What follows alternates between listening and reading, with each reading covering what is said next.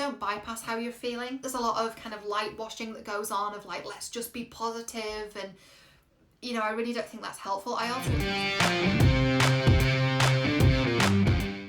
everyone, Cheryl here. Welcome back to my YouTube machine.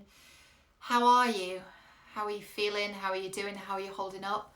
We're in pretty uncertain times. You don't need me to tell you that, right? It's yeah, we've never seen this before, not like this, not in modern times. So I really wanted to talk today about how we can use this time to really connect to our own needs. I could also kind of speak to how to navigate the emotions and what's coming up, which is sort of the same thing. But I want to get really specific, because what this is about is really, you know, the relationship we have with ourselves. And there's a lot that we're not going to be able to bypass at this time, because we're sitting at home, we're with our family. Some of us are locked down with people we don't want to be locked down with. Some of us are locked down on our own. Some of us are separated from people we love. Most of us are separated from people we love to some capacity, right? Because people we love are going to be in different places, different spaces. And so that brings up a lot of emotions. So I'm just going to get straight into action steps and strategy here, because I think we're all feeling pretty overwhelmed. So I'm not going to make this a big long video. An action step is this. You can simply ask yourself, what do I need? What do I need? And I know that sounds really obvious and really simple. And you might be like, did she really just say that? That we ask ourselves, what do I need? But the way that we do that is we just close our eyes, we put our hand on our heart, and we ask ourselves, what do I need? And we get quiet and we listen. And then what we ask next is, how can I give that to you? How can I give that to you, right? And when we do that, we get really calm, really clear, really still, and we get really honest with ourselves about what it is that we are needing at that time. And it might be really simple. It might be sunlight, right? And if you're in a space where it's safe to do that, if you've got your own garden, if you've got a balcony in your apartment, whatever the case is for you, if you can safely give yourself that, then do that, right? If it's safe. It might be, I need some rest. It might be, you know what, I need to not be on social media. I need to not be watching the news today. If you need a break from mainstream media and the news for a day, it's all right. It's still safe for you to give yourself what you need. It's still safe for you to do that. And I imagine, you know, if you're in my world and you connect to what I do, that we're quite similar, and that we care about other people and we want to help and we want to serve, and that's beautiful, and we should continue to do that. And we should also really connect to what we need. So when we ask ourselves those questions, what do I need? The answer's probably not going to be that profound, right? It's probably going to be very simple. You might hear the answer very quiet, like internally, like an idea or a thought.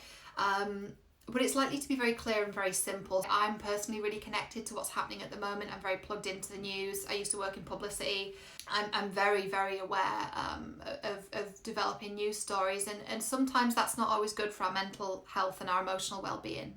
So when you ask yourself that question of what you need, what it is you need and how you can give that to yourself, it's very simple, right? It's not a complex thing. It's not rocket science, but it really is very impactful, because you get to be really, really honest with yourself and really nourish yourself. And this is about the relationship we have with ourselves. We talk about relationships with other people, but it all leads back to us.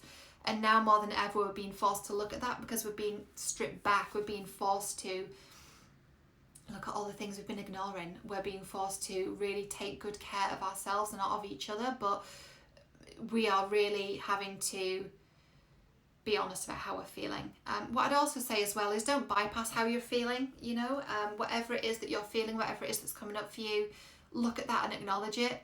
I think there's a lot of kind of light washing that goes on of like, let's just be positive, and you know, I really don't think that's helpful. I also don't think it's helpful to, you know, be all doomsday about it either, but there are some things that are happening right now which are very, very serious. I mean, in the UK, they're turning arenas and conference centres into hospitals and morgues. And that's happening in the country where I live. It's happening where you are. It makes it a lot more real, and it forces us to really acknowledge what's happening.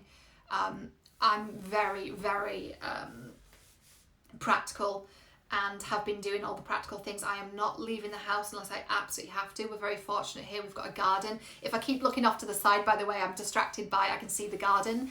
And it just looks really, even though it's cold outside, it looks very inviting. And I feel very grateful that we've got that outdoor space. Many people don't. But there are things happening in my country right now, and I'm sure yours too, where it's a serious fucking thing that's happening and we can't bypass it. So it's this balance between don't try not to get too sucked into watching media 24/7, because that's going to be really, really distressing for you. And also don't be ignorant and don't be all love and light, because that's not really appropriate either at this time. It's this balance between acknowledging what's happening, understanding what's happening, and not getting sucked into, you know, the doomsday stuff, but also being really grounded in what's happening, and that it's very real, and it's very there's a lot of people working incredibly hard and putting their lives on the line to keep us safe, and that's the reality, and we're very, very grateful, you know, for that and to them. And let's also make sure we connect to our own needs and make sure we take care of ourselves, because only then we can truly help and serve and support others, right? Do that activity. It's very simple, but really, really powerful and really effective. And please take care of yourself and stay safe, stay well, stay home. I'm sending you lots of love. I'm thinking of you. I hope you're okay, and I will see you next week.